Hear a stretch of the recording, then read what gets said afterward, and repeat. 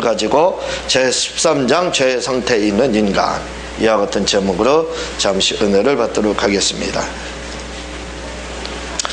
본문의 진행은 인간론을 지금 나가고 있습니다. 인간론의 여러 가지 부분 중에서 그 중에 이제 죄에 대해서 먼저는 사람의 그 기능적인 구분, 이렇게 해서 영혼육의 그 관계에 대해서 그와 관계된 걸 이렇게 말씀을 드렸는데, 제 13장은 죄 상태에 있는 인간에 대해서 다루게 되게 됩니다.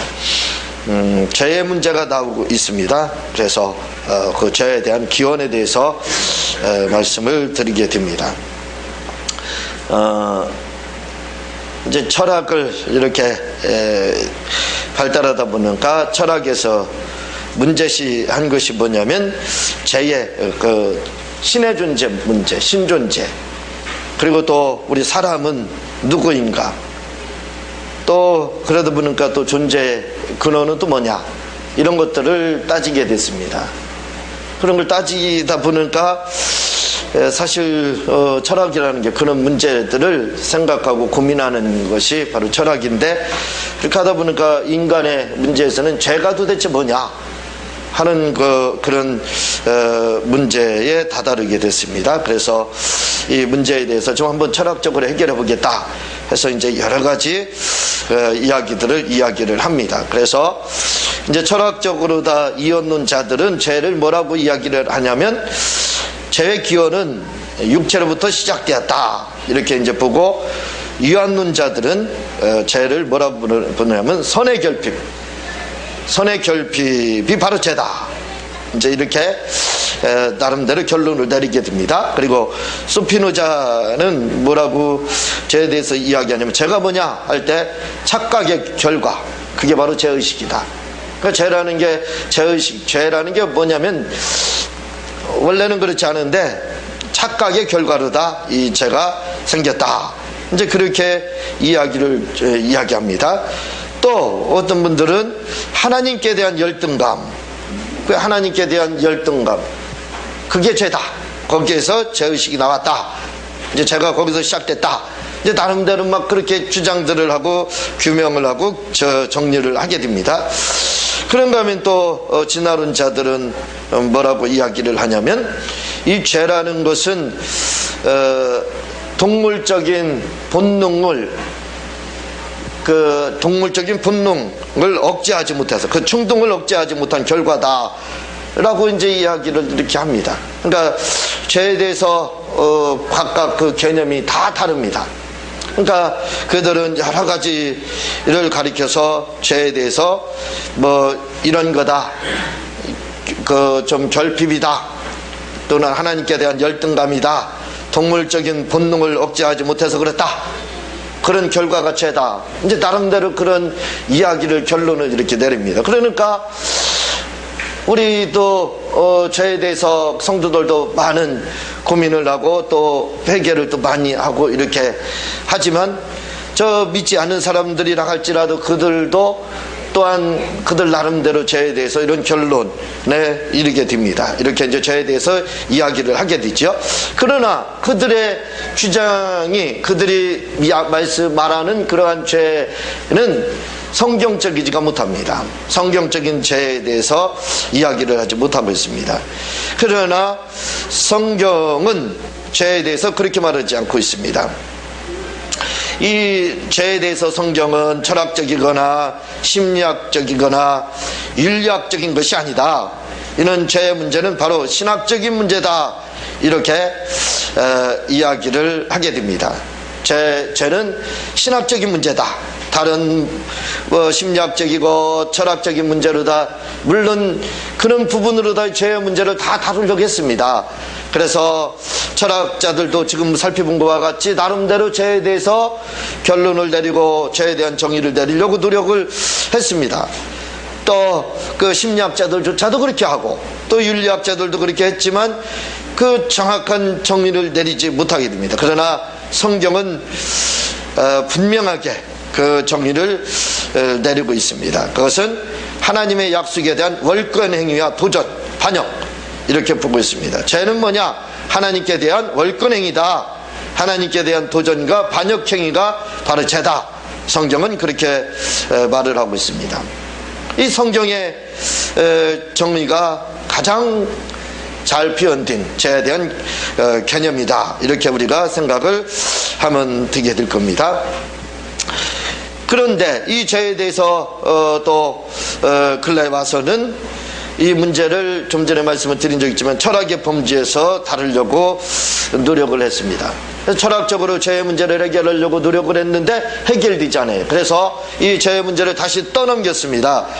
어디다 떠넘겼냐면 학교 교육에다 떠넘겼어요. 윤리에다 죄의 문제를 떠넘겼습니다. 그러나 역시 윤리도 이 문제를 해결할 수가 없게 되는 거죠. 왜냐하면 죄의 문제는 이것은 신학적인 문제이기 때문에 결국 교회 안에서 그 문제가 교회 안에서만 해결될 수 있다는 것을 발견하게 되는 겁니다. 그래서 죄의 문제는 교회 안에서 이제 해결할 수밖에 없다라는 결론에 이르게 됩니다. 이 죄를 그냥 그 육안으로 볼 때는 윤리와 도덕적인 것 그런 것으로 보지만 영안으로 볼 때는 이것은 마귀에게 속한 거다. 성경은 마귀에게 속한 거다. 이렇게 이제 이야기를 하게 됩니다. 그래서 이 죄의 이제 그 본성을 어떻게 해서 갖게 됐느냐? 물론 우리가 잘 알고 있죠. 선악과를 먹음으로써 우리가 이제 죄의 본성을 갖게 됐다. 이렇게 이야기를 하는데 최초로 죄를 짓게 된 근거는 사단이 인간의 마음에 그 행위 언약에 대한 의욕과 불신의 씨를 뿌림으로써 이제 죄를 짓게 되었다. 이렇게 성경은 말을 하고 있습니다. 그냥 신학적으로 다 이렇게 규명을 내리기 때문에 이렇게 말씀을 드리지만 여러분들이 뭐 그렇게 쉽게 와닿지는 않을 거예요. 그렇죠? 그런데 사실 따지고 보면 또 우리가 상식적으로 알고 있는 범위에서 벗어나지 않아요. 그냥 죄는 그 영적인 거다. 이런 육체적인 거, 사회적인 거 그런 게 아니다. 뭐 알고 있는 거지요. 그리고 또한 죄의 그 근거가 된 것은 본성을 선악과를 따먹음으로써 뭐 죄가 시작이 됐다. 그렇게 한 것은 하나님께 대한 행위 언약을 어김으로써 시작이 됐다. 이미 우리가 이렇게 다 알고 있는 그런 사실들입니다. 그 정도 그렇게 알고 있으면 될 거예요.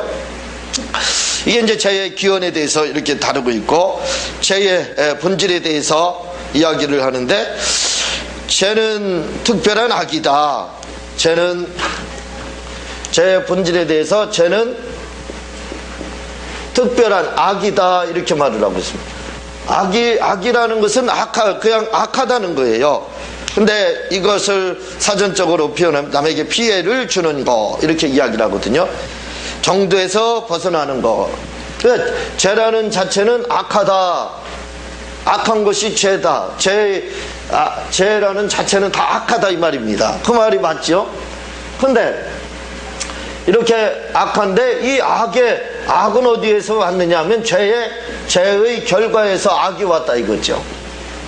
근데 이 벨코프 신학에서는 이렇게 죄가 악하다고 이야기를 하는데 또 죄에 대해서 뭐라고 말하냐면 모든 죄는 다 악하지 않다는 겁니다. 죄는 악하다 이렇게 이야기하면서 스스로 모순을 드러내고 있어요. 죄는 악하지가 않다. 모든 죄는 죄는 무조건 다 악하다. 특별하게 악한데 그렇다고 모든 죄는 다 악하지 않다는 거예요.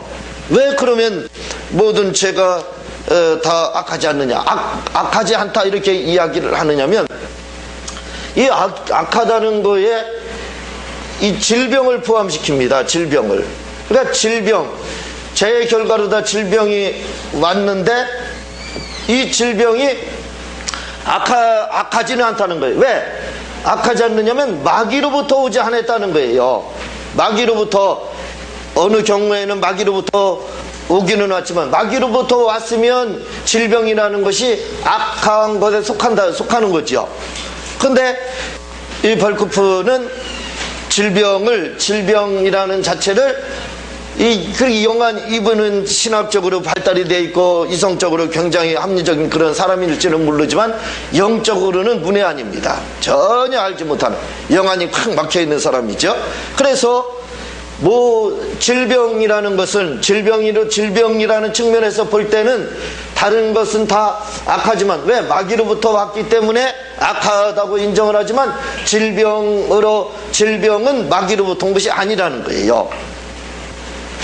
그래서 악한 것이 아니다 이렇게 말을 하고 있어요.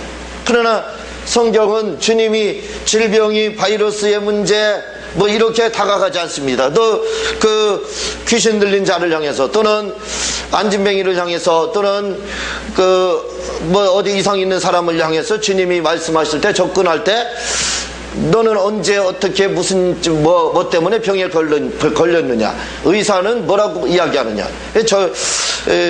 저는 그런 걸 물어보지만 예수님은 그런 걸 일체 물어보지 않았습니다. 예수님은 그것이 어떤 바이러스로부터 시작해서 이것이 병에 걸렸다 그렇게 말씀하지 않고 있습니다. 그냥 주님은 간단하게 이야기를 하고 있습니다. 질병에 대해서 간단하게 대하셔요.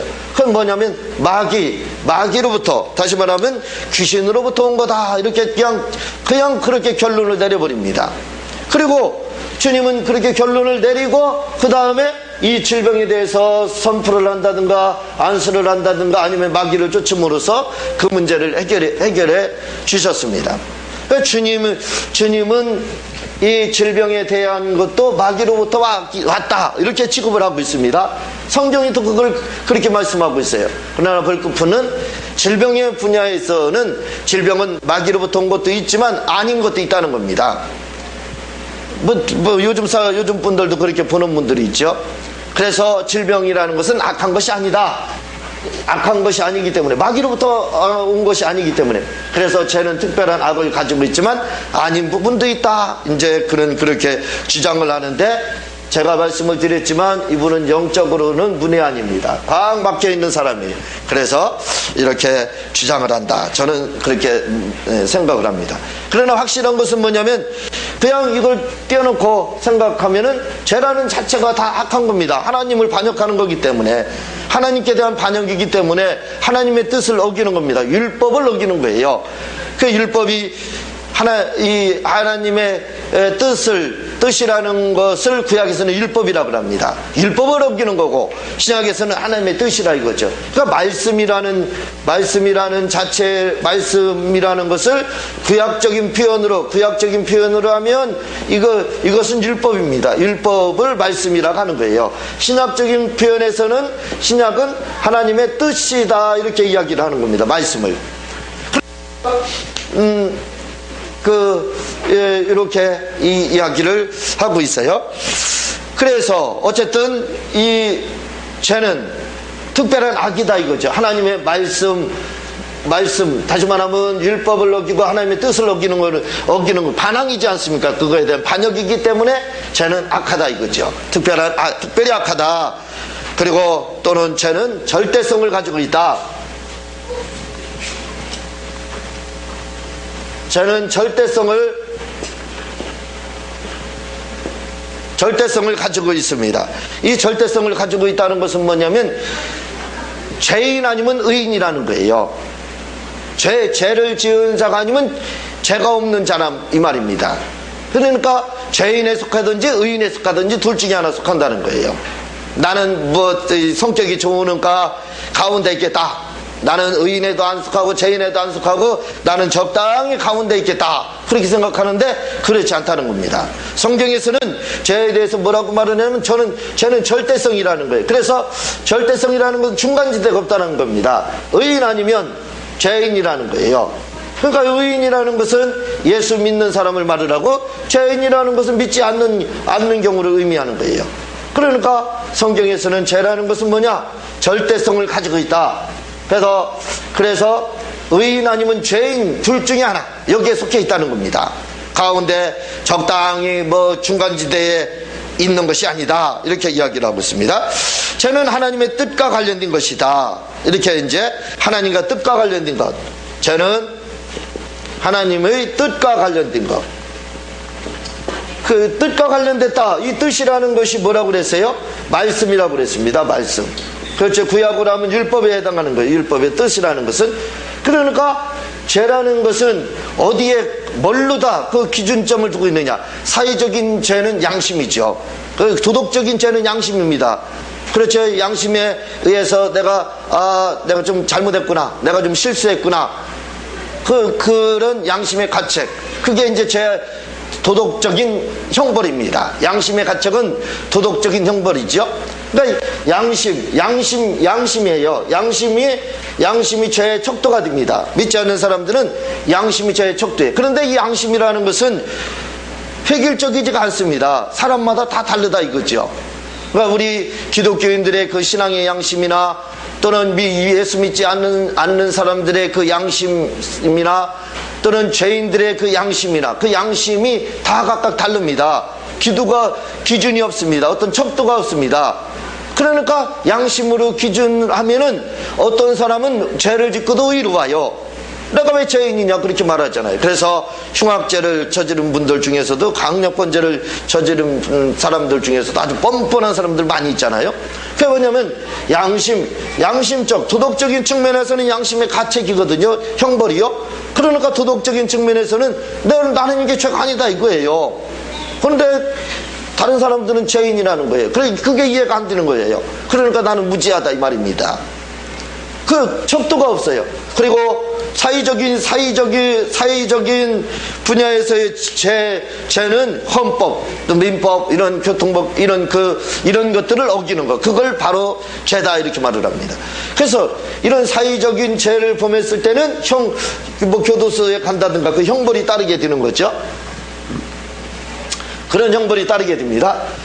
그런데 이런 것도 사회적인 그런 헌법이나 무슨 법이나 뭐 그런 법들이 많이 있지 않습니까? 그런 법들도 사회적으로는 그게 죄가 될 수 있지만 또 하나님의 입장에서 볼 때는 죄가 되지 않는 부분도 있을 수 있다 이거죠.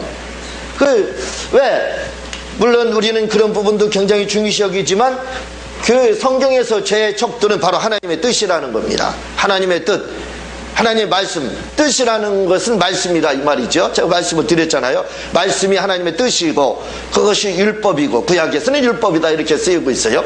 그러니까 우리는 죄에 대한 기준을 어디에다 두느냐면 바로 하나님의 뜻에다 두고 있다 이거죠. 하나님의 뜻을 중심으로 해서 하나님의 다시 말하면 말씀을 기준으로 해서 내가 죄인인지 아닌지가 평가가 되는 겁니다. 그래서 성경에서는 이 하나님의 뜻 중에서 가장 중요하게 여기시는 것은 바로 예수를 믿느냐 안 믿느냐 이제 그 문제는 거죠. 그래서 예수를 믿느냐 안 믿느냐에 따라서 그 갈 길이 정해진다 이거죠. 죄인이 갈 길과 의인이 갈 길이 정해지는 것처럼 그렇게 정해진다. 그래서 죄는 중요한 겁니다. 이게 죄는 무엇에 근거를 해서 죄인이냐 의인이냐를 우리가 기준으로 하느냐면 바로 하나님의 뜻에 관계된다는 것을 우리가 알아야 됩니다. 하나님 말씀을 기준으로 해서 죄인 의인이 나눠지는 거예요. 그냥 내가 양심의 가책 그게 아닙니다. 양심의 가책으로 하면 어떤 경우는 우리가 전혀 죄인이 아닌 경우도 흔합니다. 그러나 하나님 말씀을 기준으로 해서 볼 때는 우리가 양심의 가책으로 볼 때는 죄가 아니었던 것이 죄가 될 수도 있다 이거죠. 그리고 양심의 가책상으로는 내가 잘못하는 것 같다 하는데 하나님 말씀을 기준으로 볼 때는 또 죄가 아닌 것이 있다 이거죠. 우리는 사회적인 그러한 죄, 도덕적인 죄의 그런 것도 중요하지만 중요한 것은 하나님의 말씀에 근거해야 된다는 것을 우리가 알아야 합니다. 또 이 죄로 인해서 죄는 죄책과 오염을 내포합니다. 죄책과 오염을 포함하고 있다. 죄책이라는 것은 이런 형벌에 대한, 여기에 예수 믿지 않느냐 그거에 대한 거, 또 하나님의 뜻과 관계된 거죠. 이거 하나님의 뜻을 어긴 거, 예수 믿지 않는 거, 거기에 대한 책임을 져야 된다는 겁니다. 죄에는 반드시 죄책이 있다는 거예요. 형벌이 기다리고 있다는 겁니다. 그러니까 이것은 무슨 말이냐, 믿지 않는 자들, 예수 믿지 않는 자들은 반드시 그 형벌이 있다는 겁니다. 그 책임이 있다는 거예요. 그 죄책이 따른다는 거예요. 그리고 아담과 하와가 범죄한 이후에 사람에게는 이미 오랜 세월이 지났지만 오염이 되어 있다는 겁니다. 사람의 양심이라고 하는 것, 사람의 영혼이라고 하는 부분이 오염이 이미 돼 있다는 거예요. 왜 제가 무슨 죄가 있느냐? 아담이 우리의 몇 대손인데 나는 아담 본 적도 없고 기억도 안 난다. 그가 지은 죄가 왜 나에까지 내려오느냐? 죄가 왜 유산으로 내려오느냐? 우리가 이제 그렇게 주장할 수도 있다 이거죠. 그러나 그렇게 죄가 유전적으로 내려오는 이유는 바로 죄가 우리 다시 말하면 마음이라고 하는 것은 성경에 영혼을 말하고 있습니다. 우리의 영혼이 이미 오염이 됐다 이겁니다. 아담의 범죄로 인해서 오염이 됐다 이거죠. 오염이 돼 있기 때문에 뭐 어쩔 수 없이 우리도 다 죄인이 될 수밖에 없다는 거지. 그러니까 상류에서 폐수 방류를 하게 되면은 뭐 다 오염되고 그거 먹으면 다 같이 오염되는 거랑 똑같은 겁니다. 이미 상류에서 오염 물질이 그 폐수로 흘려 들어왔다 이거죠. 무단 방류를 한 겁니다. 오염이. 그게 누구냐? 아담 할아버지가 그 일을 했다. 그럼 뭐 전체 다 오염되는 거잖아요. 그걸 생각하면 되는 겁니다. 우리는 이렇게 죄로 다 오염이 됐다는 거예요. 그래서 그리고 죄의 자리는 마음에 두고 있다. 마음, 제가 말씀을 드렸지만 마음이라는 것은 영혼을 말하고 있습니다. 그러니까 이 죄는 어디에 지금 내포되고 있느냐, 포함되고 있느냐, 그 속에 있느냐, 마음에 자리 잡고 있다는 거예요. 이 영혼, 마음이라고 할 때는 영혼을 의미하고 있습니다. 심령, 바로 마음속 깊은 곳, 그곳에 영혼이 있다 이렇게 이야기를 하거든요. 그러니까 영혼의 마음이라고 하는 영혼을 의미하고 영혼 속에 바로 그 죄가 있다는 겁니다. 그 죄를 가지고 우리가 난다 그 말입니다.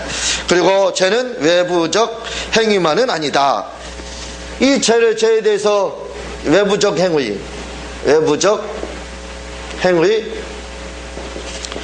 외부적 행위만 죄다 이렇게 이제 이야기를 하는 분들이 있는데 그렇지만은 않다는 거예요. 이것은 외부적 행위만 죄다 이렇게 이야기하는 분들이 누구냐면 가톨릭인들과 또한 유대인들입니다. 이 말은 무슨 말이냐면 사람이 무슨 마음을 품고 있든지 그건 죄가 아니라는 거예요. 그냥 행동으로만 사람을 뭐 죽인다든가 또는 살인을 한다든가 간음을 진짜 행한다든가 하는 그것이 바로 죄다. 그것만 죄라는 겁니다. 산상보훈에 나오면 주님께서 살인하지 말라 그 말씀이 계명들이 계속해서 나오고 있잖아요. 그런데 요 가톨릭이나 유대인들은 이 죄에 대해서 뭐라고 말을 하냐면 속으로는 온갖 살인을 하고 살인을 한다는 것은 미워한다는 뜻이죠. 그렇게 죄를 품고 있고 또 나쁜 마음을 품고 있으면서도 그게 겉으로 드러나지 않으면 그것은 죄가 아니라는 거예요. 그러나 신학이나 또한 말씀에서 하나님의 말씀은 그렇게 말씀하고 있지 않습니다.